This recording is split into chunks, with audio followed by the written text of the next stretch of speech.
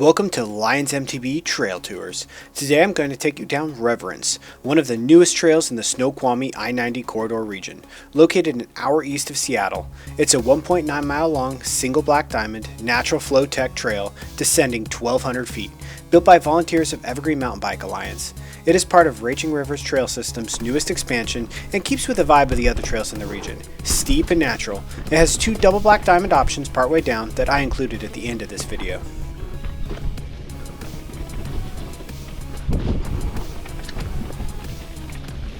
It starts off as the same entrance as one of Raging River's older trails, PT, but cuts left just after you enter.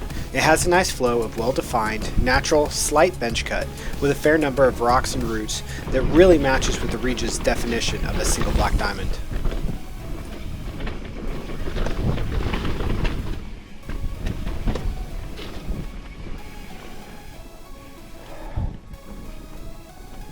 The trail has a fair number of lip jumps that are built to feel natural with the terrain.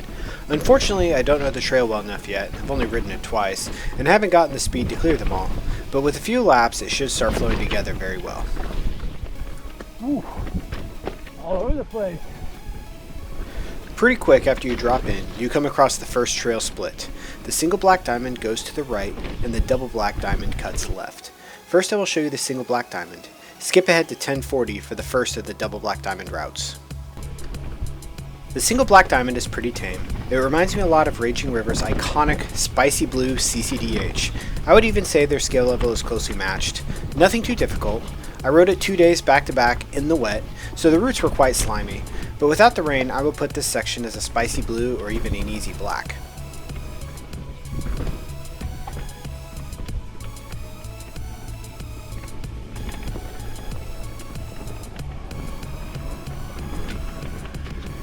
Just as the first double black diamond section meets back up with the main trail, you drop onto the flow section, a very fast, low-grade section of trail with high-speed berms and a couple of roller doubles. It's strange going from narrow natural tech to high-speed jump trail, but it's a really nice mix-up.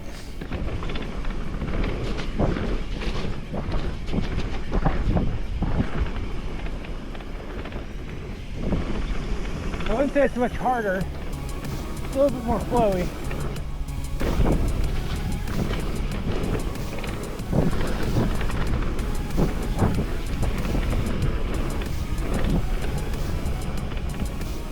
After a short road traverse, you get back onto the trail and immediately are dumped back into narrow technical single black diamond.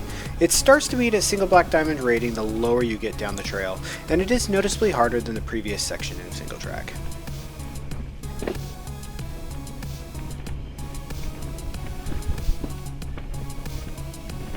Evergreen does an amazing job finding flow on gnarly trails, and this is no exception. While it has more roots and rocks, it still has a ton of speed and rollers that can be gapped or pumped. It also continues to include a few decent sized natural feeling trail gaps throughout.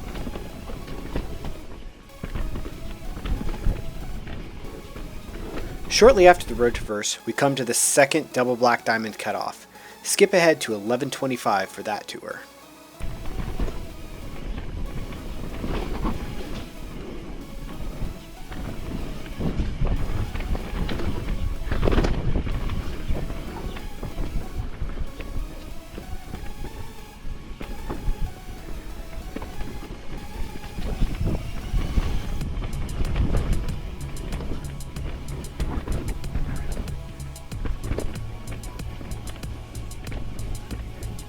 At the time of this video, the trail is still very fresh, having opened only a few months prior. It also is still very wet from our first fall rains, so the routes were quite slick. I think without the wet, the trail would be much easier to navigate fast. Even still, it flows remarkably well, and I found myself sliding only on the rare occasion.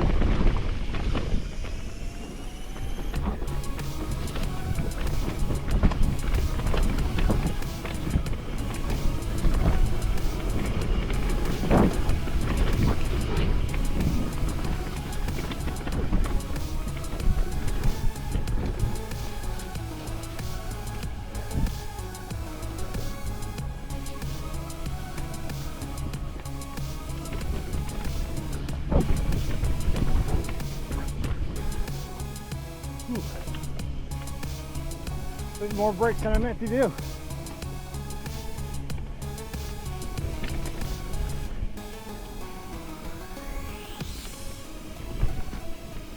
The single black section is not near as steep as the double black section, as you might expect. It's also quite a bit less technical. It's got a few little drops and some chunder.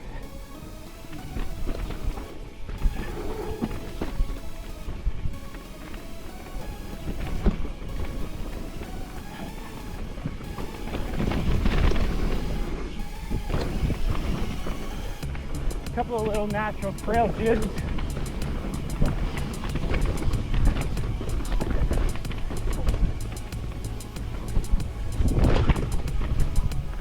Yeah, no idea how you can clear that gap.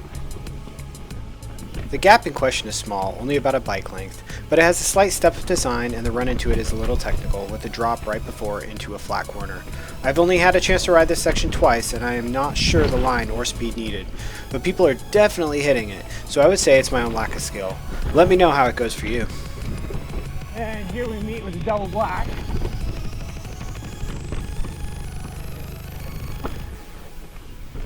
Doesn't become double black, it merges with it.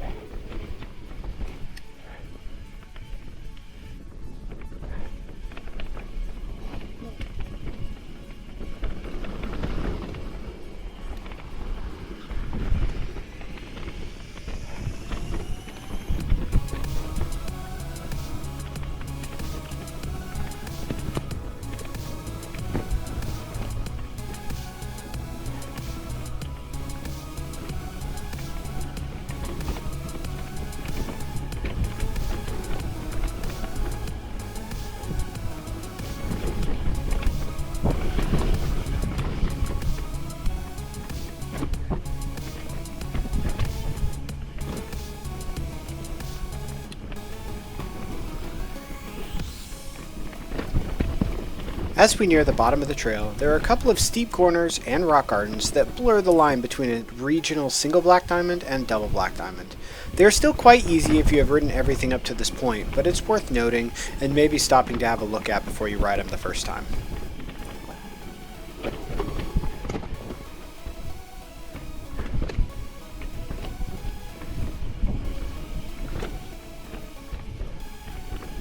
Well, the last section. The last section has some decent technical features. Still single black, but kind of pushing into that single black and a half.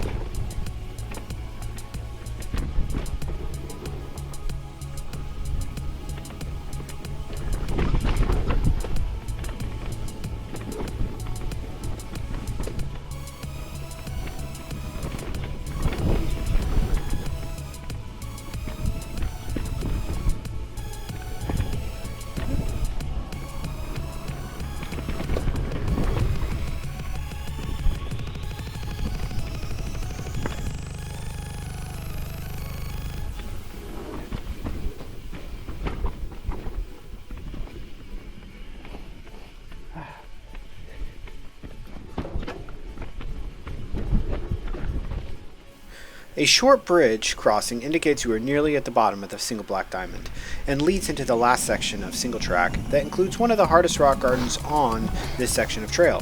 While not terrible, it is definitely something to take note of.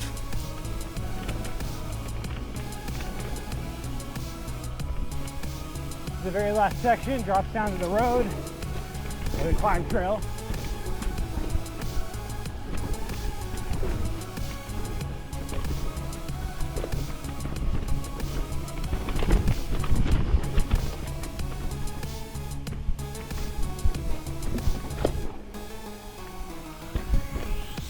One of the more technical sections on the lower trail there.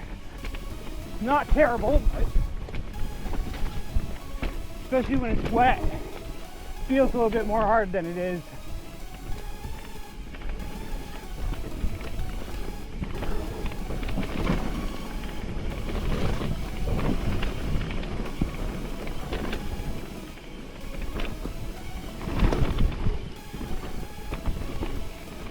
Now that we're at the bottom, let's rewind it back up and ride the double black diamonds. We're going to take the double The black first diamond double route. black diamond is named Deliverance. It is short and quite a bit more technical than its single black main line. It isn't too difficult, and to be honest, I feel like it more in line with the single black rating. It has no major features of consequence and no mandatory drops or gaps, so if you're unsure, I would suggest trying it out and see how it goes.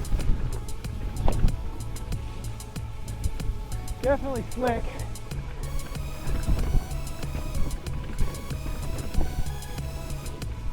Not terrible though. Little stump drop.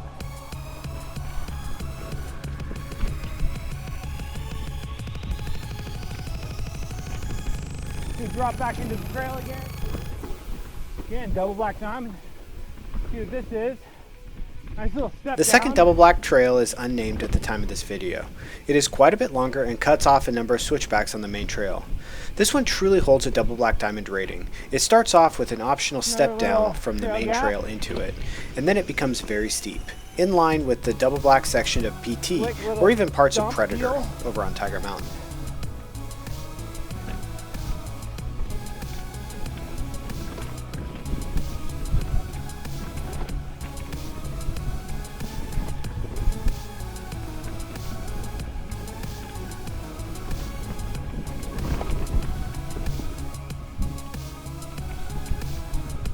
Looks relatively fresh still. So it was just open. So we're back out in the open. Trail camera.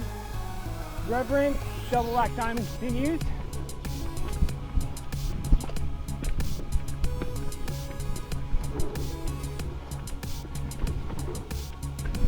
A couple of little trail drops.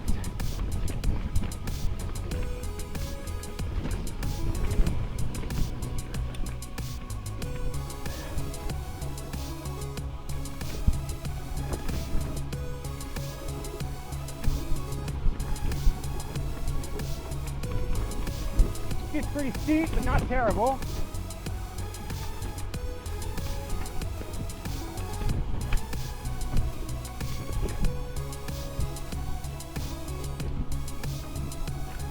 Woo.